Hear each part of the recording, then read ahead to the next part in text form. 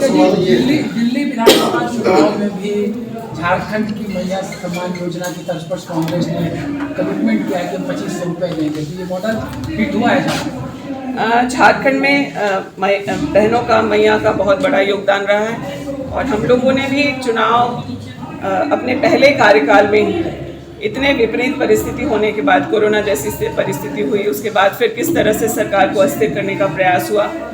बहुत हम लोगों के लोकप्रिय मुख्यमंत्री जी को षड्यंत्र के तहत जेल भेजने का काम हुआ, उसके बावजूद हम लोगों ने महिलाओं के लिए इस योजना को लागू कर दिया था। इसी प्रकार की योजना जब शीला दीक्षित जी मुख्यमंत्री थी दिल्ली की, उन्होंने लाडली योजना की शुरुआत की थी, जहां बेटी के जन्म पर ही अगर अस्पताल में हो तो 11,000 रुपये, अस्पताल से बाहर हो तो 10,000 रुपये देने की बात थी और शिक्षा के लिए अलग 25,000 रुपये देने की बात थी। जो महिलाओं के लिए, महिलाओं को केंद्र में रख कर के योजनाओं के सोचने की बात थी।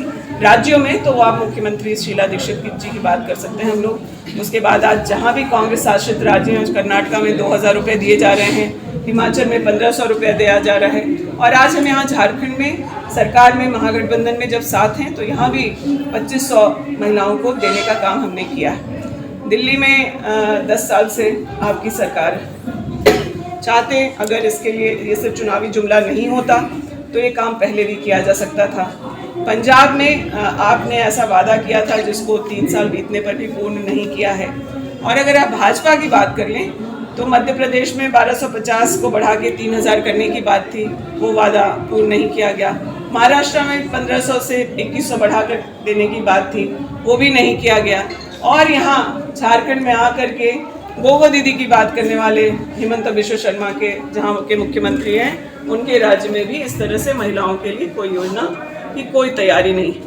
अच्छा तो बहुत होता कि अगर केंद्र सरकार एक ऐसी योजना देश भर की महिलाओं के लिए लेके आते तो हम लोगों को अलग अलग राज्यों में जहाँ पर गठबंधन या कांग्रेस की सरकार है, इस तरह की योजनाओं को अलग से लाने की आवश्यकता नहीं पड़ती, बल्कि हम लोग और बोनस देकर के राज्य सरकार की तरफ से इस राशि को और बढ़ा सकते थे। लेकिन भाजपा ये करने से रही और चुनाव में महिलाओं के आर्थिक सशक्तिकरण आज एक मुद्दा बन करके आया है। ये बहुत सकारात्मक पहलू है आपके महिलाओं के लिए।